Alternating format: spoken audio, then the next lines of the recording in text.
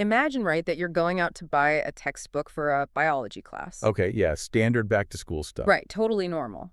But then you open it up, you turn to the foreword, and there's a warning from the headmaster stating that if you read this book without paying for it, you will literally be cursed. Which is definitely not something you see in your average high school science book. Not at all. And on top of that, the margins are just absolutely covered in this frantic, terrified handwriting from three teenagers who are like actively being hunted by the very creatures described inside the book. Yeah, it's such a wild concept. It really is.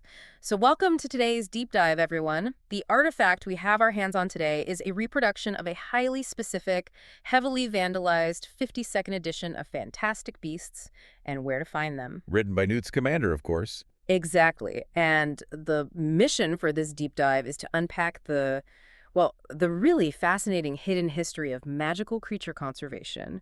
We're going to explore all these bizarre biological quirks and, decode that traumatized, hilarious marginalia left by Harry Potter, Ron Weasley, and Hermione Granger. It really is a remarkable document. Because, it functions simultaneously as this sterile academic encyclopedia, but also as a live crime scene of a high school experience. Yeah, a really dangerous high school experience. Right, but to even begin parsing the graffiti, we first have to look at the bizarre parameters of how this specific edition was published. Albus Dumbledore actually wrote the foreword, and he explains it was released to our world, the Muggle world, in association with Obscurus Books and the charity Comic Relief. Which introduces this immediate glaring paradox, right? Yeah, absolutely. Because Dumbledore is offering this book to our world to raise money. He's praising I think he calls it the curative power of laughter. Yeah, he says it's a brand of magic that everyone should aspire to. Right. But then, literally right on the back cover, there is a Latin warning. Draco dormiens nunquam titilandus. Never tickle a sleeping dragon. Which carries a literal thief's curse. Yeah. I'm really struggling to understand how a protective enchantment that is designed to physically punish a reader aligns with a charity drive based on human compassion. It doesn't make any sense. Well, it doesn't align. Yeah. And that friction is entirely the point of all this. It perfectly establishes the baseline hypocrisy of the institutions we're about to examine today. Oh, interesting. How so? Well, Dumbledore reassures the purchaser that the creatures described inside are totally fictional. He's essentially saying, please enjoy our amusing fairy tales for a good cause. Like, wink, wink, it's all made up. Exactly. But the subtext, which is reinforced by that thief's curse, is undeniable. This is a highly regulated, remarkably deadly society that is trying desperately to pretend it doesn't exist. While simultaneously leaking its own classified field guide to the public, Right, it's literally institutional gaslighting for a good cause. That is the perfect way to put it. And, that paradox of control versus reality is just everywhere in Scamander's introduction. Because before you can even track down a magical beast, you have to legally define what a beast actually is. Which is way harder than it sounds. Oh my gosh, yes. When I was reading the history of magical taxonomy in the intro, it didn't look like biology at all. It felt like a catastrophic failure of governance. It really was. It reminded me of a chaotic corporate HR meeting where nobody can agree on the dress code. Like, why was it so impossible for them to draw a line between a being and a beast? Because they weren't actually trying to do biology. They were trying to do politics. Oh. Yeah, the goal wasn't to understand the natural world. The goal was to determine who was worthy of legal rights and a voice in the magical government and, who could be systematically marginalized. So it's all about power. Entirely about power. If you look at the 14th century, Burdock Muldoon, who was the chief of the Wizards' Council, he attempted the first real definition. A two-leg rule, right. Right. He decreed that any creature walking on two legs was a being, and literally everything else was a beast. Hold on, that defies all logic. Why two legs? It's a purely physical trait. Were they just completely ignoring cognitive ability? Or was this like a deliberate attempt to exclude certain races based on aesthetics? It was almost certainly a deliberate attempt to create a legal framework that favored humanoid wizards. While making it seem objective. Exactly. He was trying to impose this simplistic, anthropocentric, physical characteristic onto complex sentience. But he fundamentally underestimated the political savvy of the creatures he was trying to govern. Which brings us to the glorious two-leg disaster. It is so funny. It really is, because Muldoon calls this big summit for all the newly classified beings to come and discuss magical laws. And the goblins, who realize exactly what Muldoon is trying to pull, they decide to execute an absolute masterclass in malicious compliance. Yeah, they brought literally every two-legged creature they could capture to the meeting hall. The resulting scene sounds like a literal nightmare, like a catastrophic failure of bureaucracy. You have Derek halls and auguries just filling the hall with feathers and moaning noises. Pixies and fairies swarm in the ceiling. Right. And because they technically walk on two legs, trolls are there. Yes, indiscriminately smashing the chamber apart with clubs. And hags. Hags are just gliding through the chaos, actively searching the premises for children to eat. It's pure anarchy. Absolute anarchy. And Muldoon's response isn't to, sit down and reassess his flawed metric. No, he stands up, slips on a pile of Porlock dung, and just flees the hall. He literally abandons the entire legislative effort because his loophole was exposed. Yeah, he just runs away. And the profound lack of self-awareness just continues with his successor, Madame Elfrida Clegg. Oh, right. She tries a different approach. Right. She decides physical traits are out and attempts to define beings by language. The language disaster. Yes. She said if you could speak the human tongue and make yourself understood to the council, you were a being. I want to pause here for a second because the mechanics of this are just so arbitrary. The human tongue. I mean, does that mean any human language? Or does it implicitly mean the language of the dominant wizarding culture? Oh, it definitely implies the dominant culture. Right. And once again, the goblins see right through the institutional bias. They don't even argue. They just teach the trolls a few simple sentences. They essentially coach the trolls to pass a highly superficial literacy test. Just to mess with the council. Exactly. The trolls arrive, they recite their little rehearsed lines to the council, and then they proceed to destroy the hall a second time. I love the goblins' dedication to ruining these meetings. It's brilliant. And the goblins also brought Jarvies.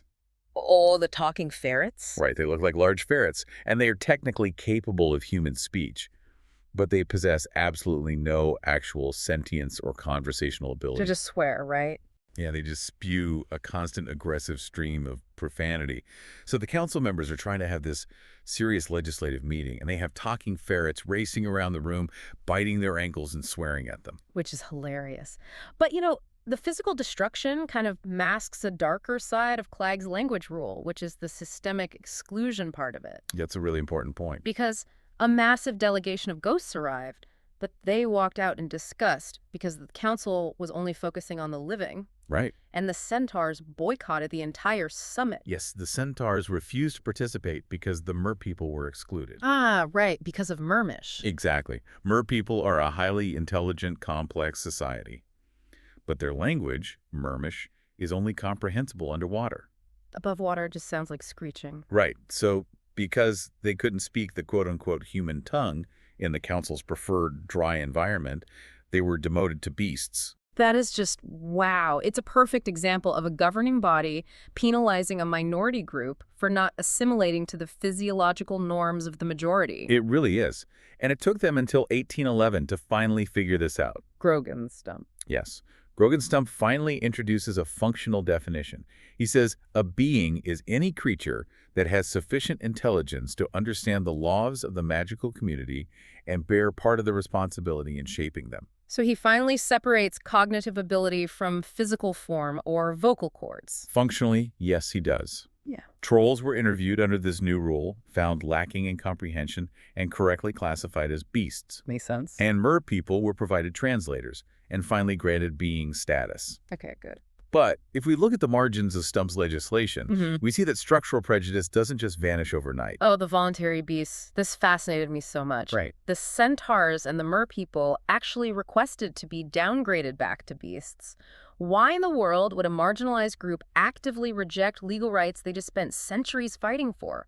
Because they recognized that the wizarding definition of a being was still inherently flawed. It was tied to creatures they fundamentally objected to. Like who? Well, they flat out refused to share the same legal classification as hags and vampires. Oh, wow. Yeah. To the centaurs, being status wasn't a liberation at all. It was an insult to their own specific cultural superiority. They demanded autonomy over assimilation. And the ministry's response to that demand is incredibly passive-aggressive. So petty. They grant the centaurs autonomy, sure, but they set up a centaur liaison office inside the beast division anyway. An office that literally no centaur has ever used. Ever.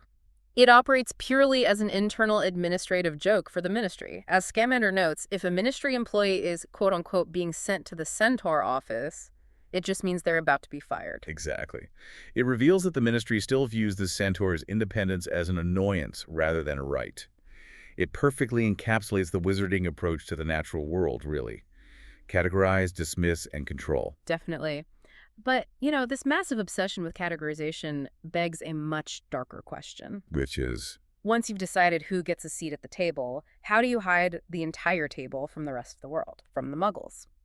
Because according to Brother Benedict's medieval manuscript in the text, we weren't always oblivious. No, the historical evidence suggests a period of relatively open interaction. Yeah.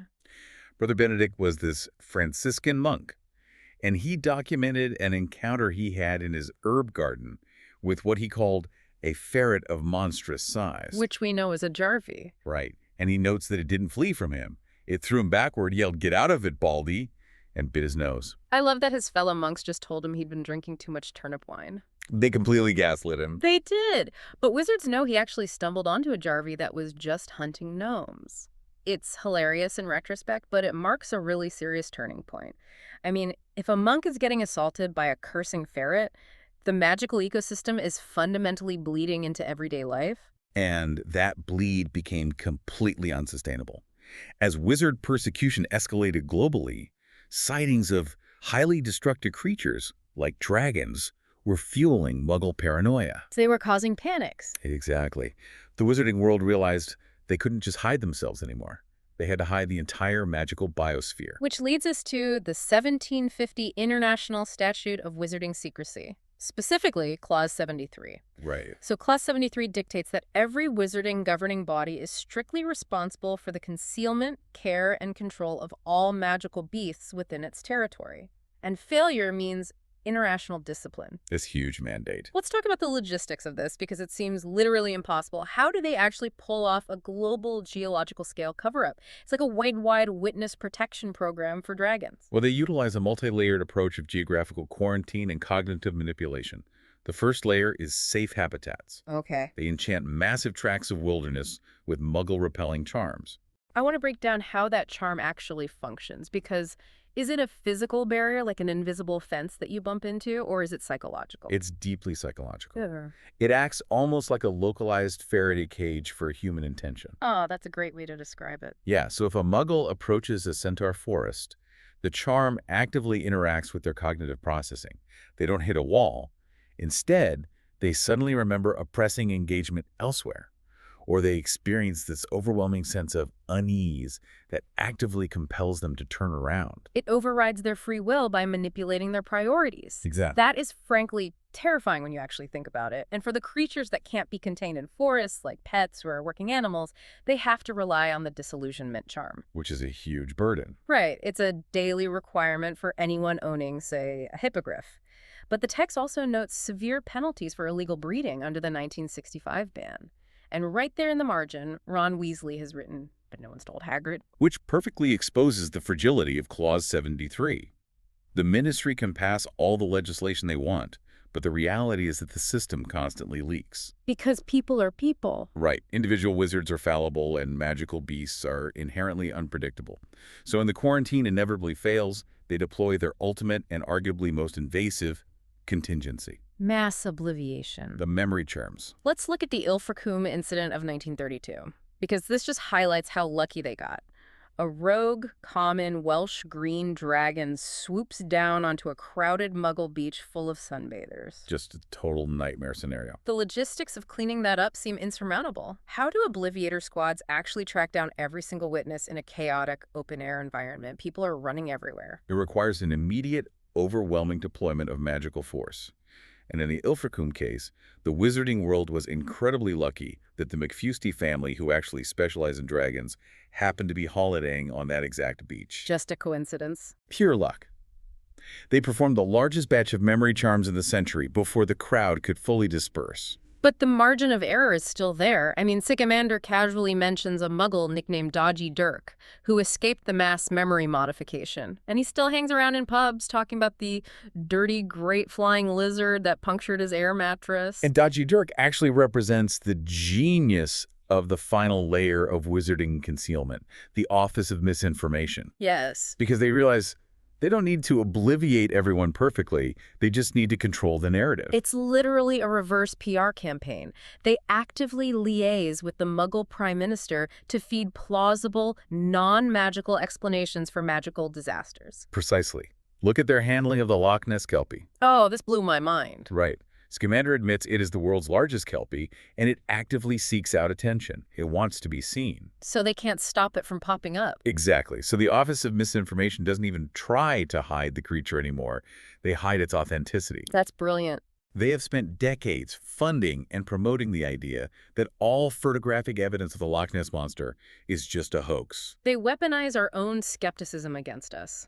They know that if someone like Dodgy Dirk starts talking about a dragon, the broader public will just dismiss him as intoxicated or unwell. They're using societal gaslighting as a conservation tactic. It is a profound systemic manipulation of reality.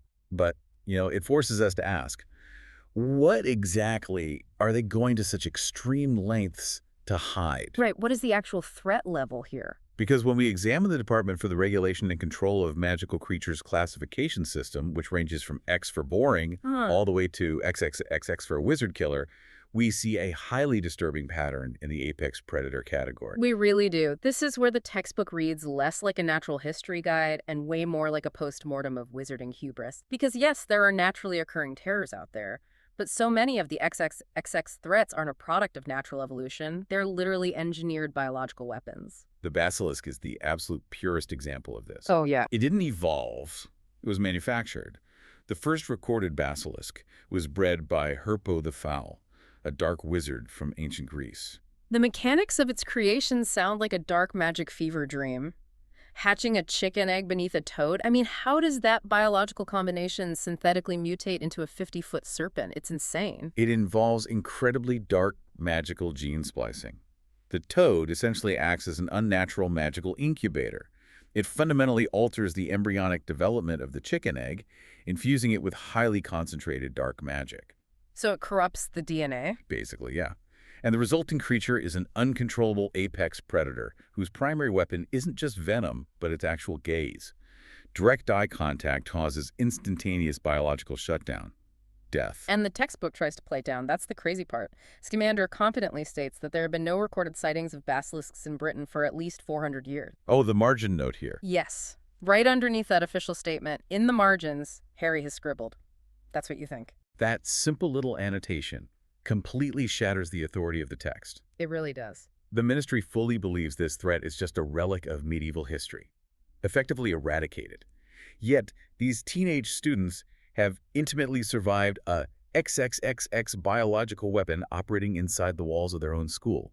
The bureaucratic oversight is just staggering. And we see the exact same disconnect with the Acromantula, another XXXXX classification. Right. A 15-foot carnivorous spider capable of human speech, which, Scamander admits, is believed to be wizard-bred, likely designed to guard treasure. Another manufactured monster, Well, likely created before the ban on experimental breeding.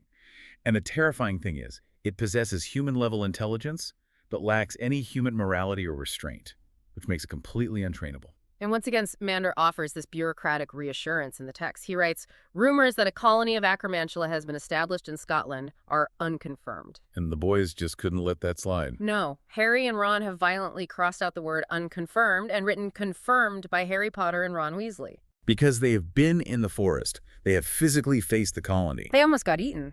Exactly. The margins expose the ministry's intelligence gathering as woefully inadequate.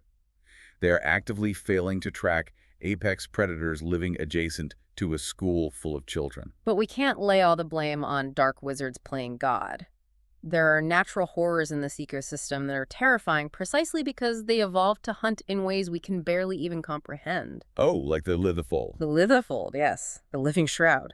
Found in tropical climates, it literally resembles a black cloak that just glides along the ground at night. It is a highly specialized, strictly nocturnal predator. The hunting mechanism detailed in Flavius Belby's 1782 account gave me actual chills. This is a rough read. It targets sleeping humans. Belby wakes up to find this rippling black shadow sliding over his face, actively trying to seal his mouth and nostrils to suffocate him in his own bed. And physical defense is completely useless against it. Belby attempts a stupefying charm and an impediment hex, but they simply bounce off. The Leacafold's biology absorbs kinetic and standard magical energy. He only survives by casting a Patronus charm, and I really want to break down why that specific spell works. Because why does a charm fueled by a happy memory repel a physical carnivorous creature? Because the Patronus isn't just a shield, it's the manifestation of pure, concentrated, positive emotional energy. Okay. The Leacafold, much like a Dementor actually, appears to operate on a frequency of despair and biological suppression. It consumes life force. Wow. So the Patronus acts as a violently incompatible energetic frequency. It creates a physical barrier of light and joy that the Lethold's dark biology simply cannot penetrate or consume. It essentially burns it, forcing it to retreat. The horror of it is just compounded by the fact that it digests the victim entirely in their bed and leaves absolutely no trace. They just vanish. Which is horrifying. But of course, the wizarding world turns it into a morbid joke. Scamander notes it's actually easier to calculate how many wizards have faked a Leacafold attack to escape their lives. The Janus Thicky case. Yes.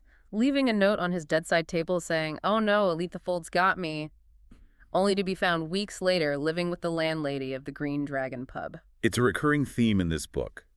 The intersection of profound natural terror and mundane human selfishness. Speaking of natural terror, the Erumpent's biology is just explosive, literally explosive. Yes, the African beast that resembles a rhinoceros. Right, but its horn injects a fluid that causes whatever it pierces to detonate, and they frequently just blow each other up during mating season. Which is a perfect pivot, honestly, because not everything in this text is a dark reflection of wizarding hubris or lethal natural selection. That's true. Some creatures offer a brilliant, almost comedic commentary on the natural world, operating right under the noses of a completely oblivious Muggle society. Let's talk about the Deeracall, because this was the moment I realized just how manipulative the wizarding world's conservation efforts really are. Oh, the Dudo. Yes.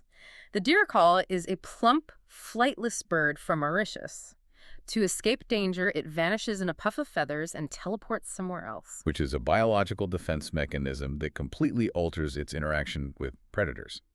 Especially human predators. Exactly, because, as Scamander points out, Muggles know the Deeracall. We just call it the dodo. Right. We believe we hunted the dodo to extinction, but actually, every time a Muggle sailor swung a club at one, the bird just teleported away safely. The species is thriving, but the International Confederation of Wizards made a deliberate, policy-level decision not to correct the Muggle misconception. This is wildly paternalistic.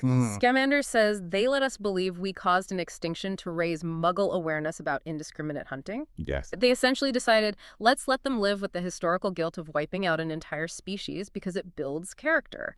It's an incredibly condescending manipulation of our scientific history. It frames the wizarding world as the secret, enlightened stewards of a reckless Muggle society.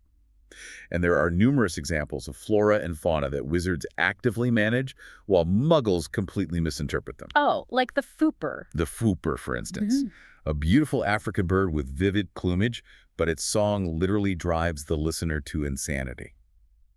If you want to own one as a pet, you have to cast a silencing charm on it every single month. Your pet requires ongoing magical maintenance just to prevent it from destroying your cognitive function. Right. And then there are creatures whose biological defense mechanisms are actively sought out for recreational use. The billywig. Yes, the Australian insect. The sting of a billywig induces severe giddiness, followed immediately by uncontrolled levitation. It's basically a biological narcotic. It is. And young wizards in Australia actively try to provoke the insect into stinging them just to get high off the levitation side effects. It's the magical equivalent of licking a hallucinogenic toad, but with the added risk of permanent unanchored floating if you suffer a severe allergic reaction. And yet, the wizarding world commercializes it. The dried stings are literally a primary ingredient in fizzing whizbees. Which they sell to children. I know. And then there's the mooncalf, This completely explains decades of Muggle conspiracy theories. Oh, absolutely. It's a shy creature that only emerges on the full moon to perform these intricate mating dances on its hind legs in wheat fields. And the geometric patterns left behind by these dances are exactly what Muggles classify as crop circles. We've been writing television shows about alien contact for years, and it's literally just a bunch of magical calves on a date. It's so funny.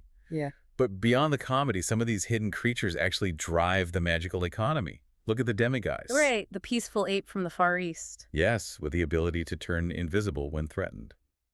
The mechanics of its invisibility are fascinating. Its silvery hair essentially functions as a natural cloaking device, bending light around its form. Which makes it highly valuable, because those pelts are harvested and spun into invisibility cloaks. It really highlights how heavily wizarding society relies on the exploitation of magical biology for their everyday tools. It does. But as much as we can analyze the economics and the biology of these creatures, our entire understanding of this text is fractured by the format we are reading it in. The marginalia. Exactly. Scamander's text is the established theory. Yeah. But the margins are the peer review. The lived experience. Yeah. Because Scamander is writing from the perspective of a retired expert. He's safe in Dorset. He's looking back. But the marginalia from Harry, Ron, and Hermione represents the immediate, highly traumatic reality of surviving a curriculum that actively endangers them on a daily basis. And the most prominent theme in their annotations is what we could call the Hagrid factor. Oh, the Hagrid factor is so real. Rubius Hagrid, their care of magical creatures teacher, operates on a threat assessment scale that is fundamentally disconnected from reality. Totally. Scamander defines a XXXX beast as an impossible-to-train wizard killer.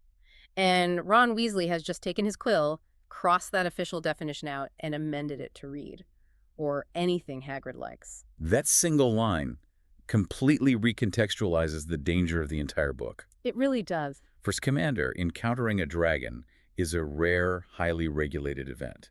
For these students, theoretical dangers are literal pets housed in wooden cabins right on the school grounds. When the text introduces the Norwegian Ridgeback, specifically noting that it develops fire-breathing abilities exceptionally early, the margin simply says, Baby Norbert. Right. They aren't studying this creature from afar in a library. They were actively trying to feed and hide an illegal, fire-breathing apex predator before it burned their teacher's house down. And when Scamander describes the Chimera, a bloodthirsty Greek monster with a lion's head and a dragon's tail, he notes there is only one recorded instance of a wizard surviving a battle with it. And the margin note just reads, Hagrid will be getting some any time now. It's dark humor, masking genuine terror. Yeah, they exist in a constant state of anticipating the next lethal creature their teacher will view as a misunderstood puppy. But the margins aren't exclusively reserved for tracking lethal threats.